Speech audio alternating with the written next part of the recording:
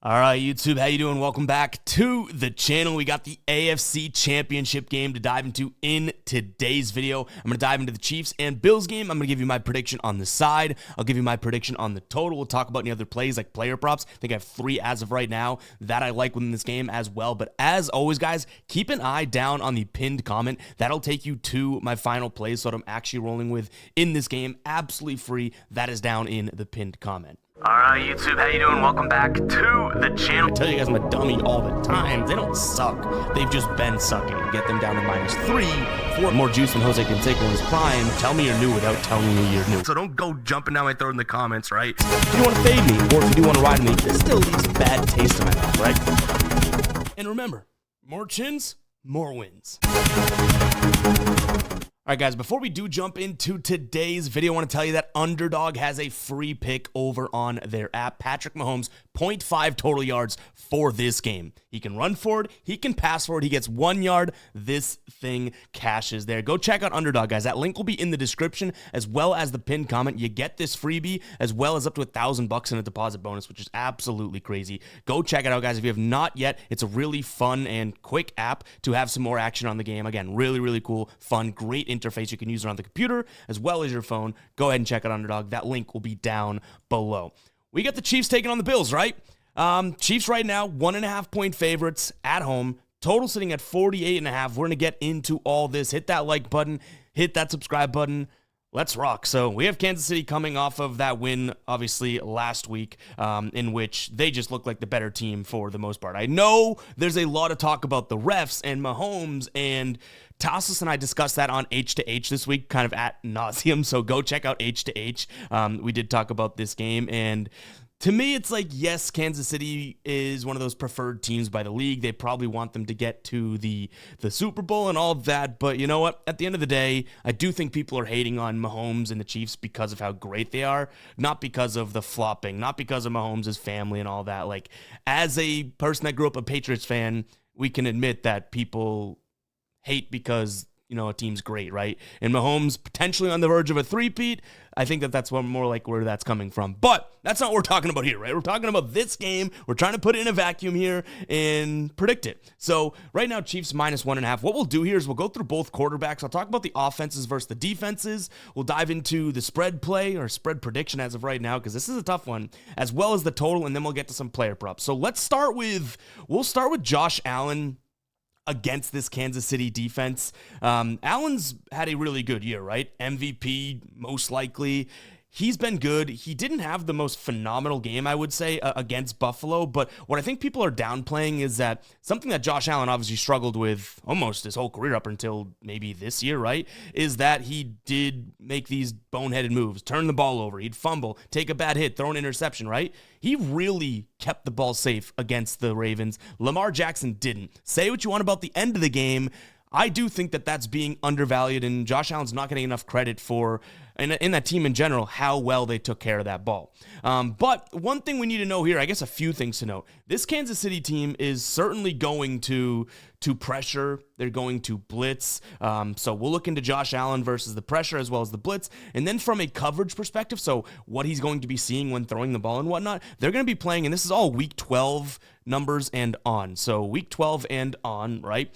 They play a lot more zone and a lot of too high safety looks. So very important to note those. There's some key things with Josh Allen. So let's talk about pressure first.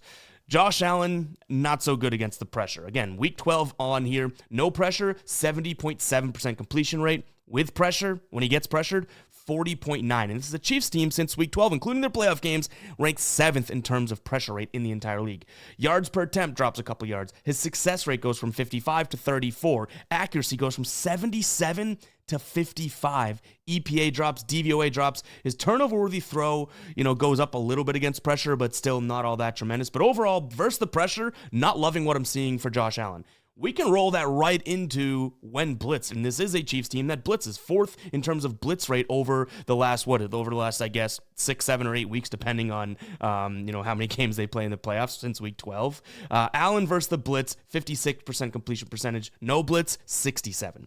not all that great, right? YPA drops, success rate drops, accuracy drops, EPA and DVOA both drop. He does throw less picks against the blitz, but maybe that's because he's not sitting back like determining what to do, right? He's out and going quick. But that's the only positive to pull away. So far we have a pretty poor spot for Josh Allen, right? And if we look back at the game they played earlier this year in which Buffalo won, Josh Allen had, I would say, I'm not giving him all this crazy credit. Like the game numbers look okay. He was 27 of 40, not the best, but not the worst, right? 262 passing yards for him, not the best, not the worst. 1 passing touchdown, 1 interception, and then he had 1 rushing touchdown as well. So it's not like we saw an incredible performance out of him that led to a Buffalo victory. So even as we go through this team is very good. It's not all, for the most part it is, but it's not all on Josh Allen's shoulders, right? When we look at him versus the coverage that we should see, like I said, Kansas City has been playing a lot more man, and they're running a lot of 2 high safety looks. This is where things maybe start to turn in favor of Josh Allen. Now, he isn't very good against man compared to zone. He actually tears up zone a little bit more. But he does have a higher EPA, against man than zone, so maybe that's a positive. And when we start to look at the 2 high safety looks, his completion percentage goes up. His YPA stays around the same. His success rate goes up very high, so a lot of successful plays when against 2 high safeties, which is what the Chiefs have been running. His accuracy percentage goes up, his DVOA goes up, and his turnover-worthy throws go down. So if you're looking for a reason to like Josh Allen, it kind of comes from the part of, okay, well, let's hope that line and team can fend off the blitz, fend off the pressure, and maybe Josh Allen sees these 2 high safety looks and has some decent success against them, right? When it comes to the running backs, this is where I do think Buffalo may have an edge, but let's talk about Mahomes first, and then we'll get into both running games, okay? So Mahomes against this Buffalo defense, realistically, it's not like a tremendous spot for him either, but I will say, and this is not just because it's Mahomes and the Chiefs in the playoffs, I do think he's in a little bit better of a situation. Let me explain why. Buffalo pressures a decent amount, 10th in terms of pressure rate since week 12. Mahomes, completion percentage, YPA, success rate, accuracy, EPA, DVOA, turnover worthy, all get worse against pressure versus no pressure. But at the same time, then you start to make the argument, okay, well, lately, Buffalo's been playing a lot more zone. Mahomes, completion percentage, success rate, accuracy, turnover-worthy throw, those all get better against zone than they do man. They've also been playing a lot of 1 high safety looks.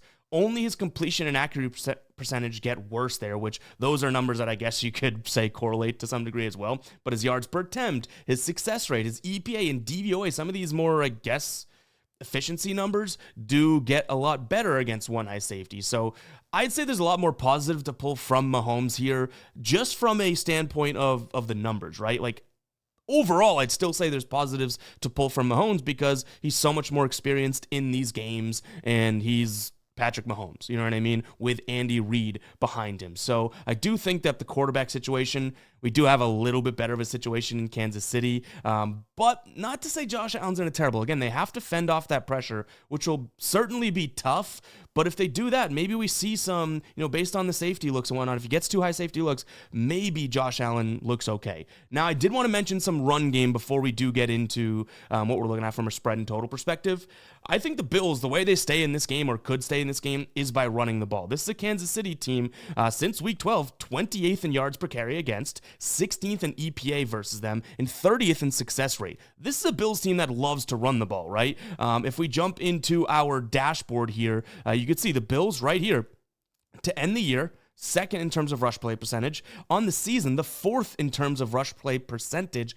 Definitely a lot of games in which they were running the ball and electing to run, which could be very big because Josh Allen likes to run. James Cook's a very good running back, right? We've seen a little bit of the backup guys kind of look decent as well. I don't want to say too crazy, but Johnson, Ray Davis scoring last week. So if the Bills can run on Kansas City, I think this game can stay tight. Now, that being said, it's still only a 1.5 point spread, right?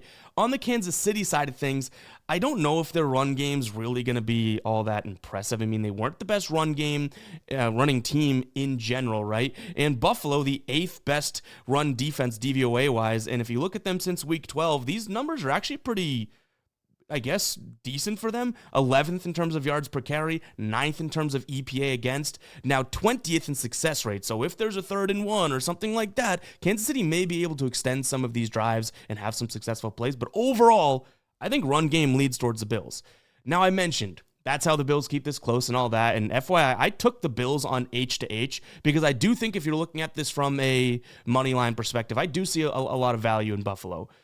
But in terms of realistically, what we see in front of us and the picture it's painting, I don't think it's all that smart to go against the Chiefs and Patrick Mahomes here. I'm giving Buffalo a lot of credit. I'm giving Josh Allen a lot of credit. But at the end of the day, this is still a good Chiefs defense. This is a Patrick Mahomes-led offense, Andy Reid coaching. Travis Kelce's probably going to be decent compared to, what he has been in the season. And what screams, Chiefs to me is that Buffalo, and maybe they don't do it this week, but they've been playing a lot more zone. You know that Patrick Mahomes and Travis Kelce can move the chains when we see zone. And Kelce had, seven receptions, 120 and a tutty last week. Like, these guys show up in the playoffs. And again, it's based on some analytics here too. Like Travis Kelce and Mahomes, their brains are so in sync when going up against zone, and that's what we're going to see from Buffalo. So from a spread perspective, I'm telling you, my heart is rooting for Buffalo, especially as a Patriots fan. I don't want Mahomes to be in the conversation of GOAT, and I get all that. I can admit all that, right? I know how good Mahomes is, but a three-peat is pretty damn impressive. I'm rooting for Buffalo. I think in terms of my lean here, and we'll see if it makes its way into being a final play. Keep an eye down on the pinned comment. I think I'm going to lean towards Kansas City minus the 1.5 points. Now, where I do see Buffalo kind of holding their own here, I already kind of mentioned it, but I'm also going to lean towards an under. I think Buffalo is really going to take care of the ball, try and keep that time of possession by running the ball. So I think the way to almost think the Chiefs win, but also Buffalo really controls some of the game here, is by looking at an under 48, if that makes sense. So that's where I'm going to, take a peek at right now. Again, 48 is the number out there. If you look at where this has been in terms of a total, so opened up right around, I think it was 40, or opened up at 48, went to 47, now back up to 48. I've seen 48.5. I've seen a 48 flat out there as well on most books. But you know what? I don't see anything that's been above 49 yet. And it's going to be an Arrowhead cold playoff game. I like this number at 48 right now. So yeah, I like the under 48.5. I reluctantly like the Chiefs minus the 1.5, but I do think Buffalo can control a portion of this game. And if it comes down to time of possession, which this is a really good, both these teams are very good in time of possession, but Buffalo closed out the year way better than the Chiefs. Chiefs were second to worst in terms of time of possession to close out the regular season. Buffalo was the third best. So if Buffalo can run the ball and keep this thing in their possession, sure, I figured Patrick Mahomes will pull out some Patrick Mahomes magic. Maybe the refs, the Zebras help him out to some degree, but I do think that this one can be a low-scoring game. So that is how I will lean in this game. Now, let's go ahead and jump into some player props here. Guys, if you want to use the tool we're about to show, it's called Outlier. There'll be a link down in the description. 7 days free. My favorite player prop research tool out there. You can use it for a lot of other things like game picks and team totals and whatnot, but I really do like it for the player props. So let's go ahead and jump in. The first one we're looking at is mentioned plenty so far this show, Josh Allen. I don't mind his over 9.5 rush attempts. Now, the only reason I like it is because we are getting plus money here, and on a lot of other places we're seeing a negative number, right? I think he can run plenty against this Chiefs team. Not that they are a bad run defense or quarterback, that type of thing, but look at his last 3 games against the Chiefs, right? 10 rush attempts, 12 rush attempts, and 12 rush attempts. Do we like his rushing yards? Sure, it's at 49.5. He's gone over in the last 2. But again, his rush attempts for the plus number, I don't mind. And it's going to kind of relate back to the idea of, yeah, they're going to draw up pressure on him, right? And that's going to be a big thing against, teams that do pressure a lot. We don't see it's not like Josh Allen crushes that, right? He's hit it in his most recent game, but he's averaged 7.2, which on the season averaged 6. So it does go up a little bit. And again, this is a guy that I think is going to control the ball. If he sees that he can get a yard versus in running versus throwing the ball downfield, taking a shot, I think he might scramble for that. And again, it's really largely based on the fact that I could see the Chiefs kind of getting after him. Now, again, he hasn't hit it much on this year, but look at his last few games. What is 1, 2, 3, 4, 5, 6, 7, 8, 9? He's hit it 4 of his last 9 games. You're getting plus money for something that is right around the 50-50 mark. Is it the best spot, the best value? No, but again, I think that the game script, at least that I'm predicting, could be in favor of him getting pressured and running. Not a designed run. They'll run a couple of those, which is great, but I do think that, we could see guys get to him and whatnot, and potentially push him out of the pocket. Just checking the injury report here because I was gonna say, yeah, I mean, yeah, I do think that that's going to be the case. I could totally see, Chris Jones rushing him and then he just takes off type of thing. Moving on, we'll stick in the Buffalo category here. Another plus money spot, which I don't mind his receiving yards either, but I like Dalton Kincaid, 3.5 receptions. 32.5 is his yards. You can see down here, the Chiefs allowing the most receiving yards to opposing tight ends this season. Last week, Dalton Schultz ended up having a good game against them as well. Do you notice right there I got tripped up because we're talking Dalton Kincaid, and then I'm like, we're taking another Dalton tight end here? Interesting. But anyways, yeah, they're allowing the most receiving yards on the season to tight ends, and this is half of what they gave up to Schultz, right? Receptions, 29th, third most. And my thing is that if we're going to get pressure, if we're going to get blitzed, yeah, this may be a good look. His targets haven't necessarily been there, and Josh Allen definitely spreads the wealth, but again, I'm kind of hoping that we see some pressure, and things do look a little bit better. He's averaging 3.8 receptions in these 10 games in which the pressure rate is above 17. If we start to look at pressure above 20, look at this. This starts to get better and better. Right now, we're dating back to last year. This is 3 of the 5 in terms of pressure rate, or 20%. So I do think the more we see pressure, it helps both the Josh Allen rush as well as the Dalton Kincaid potentially catching some of these passes. Now, here's a weird one, and if you watched H2H, you already saw it. Look at all the green on this damn thing. Samaje Perine, over 7.5 receiving yards. Do I think he's going to get a plethora of receptions? No, his receptions line is actually at 1.5 or plus 170. So no, I don't think he's going to get that. I could see him getting 2 receptions. I do think that this could be a decent value spot. I mean, Buffalo allowing the second most receptions to the running back position. They're allowing the most receiving yards to the running back position. And look at this. This season, 15 of 18 games. Outliers Insights. Again, go check out Outlier. Link in the description. In his home games, his last 17 home games, look at this, averaging 25 yards per game, and he's hit in 15 of 17 games. Now, this is a lot of data right about, here on was with Denver, right? So if we just want to look at this season, we just want to say, okay, look at your home games. Everything still looks very good, right? 20 yards per game. And the cool thing is that receiving yards, 7.5, his longest reception, so this tells you that they're not really projecting many receptions. Longest reception is the exact same line for the same odds. So why wouldn't you go receiving yards? Maybe you get 2 shots at it versus 1, right? So those are the 3 player props I'm looking at as of right now. Again, if we add anything, I'll put it with the final plays on the Guy Boston Sports site. And if we haven't talked about it, I'll give a little blurb as to why I like it. But as of right now, I reluctantly lean towards Kansas City, but clearly don't mind Buffalo. Like, I don't mean to make it sound like this should be all Kansas City. I even liked Buffalo in H2H, right, which we recorded previous to this.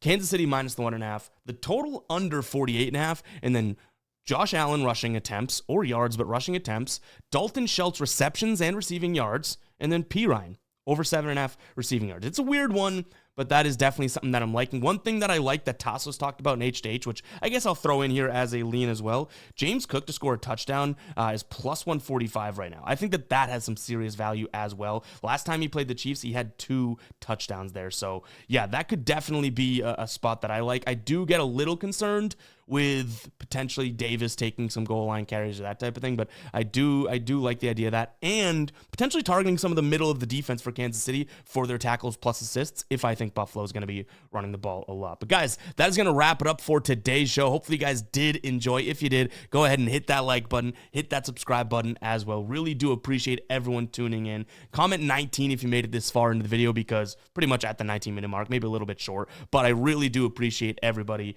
that tunes in. We've had a fantastic NFL season, only a few games left. Hopefully we can keep all that momentum going and end in the green, which I think we will. We're already up over 40 units on the year. We're not going to blow all that away in the next few weeks, you know what I mean? But nonetheless, guys, we'll catch you in the next one, all right? Peace out.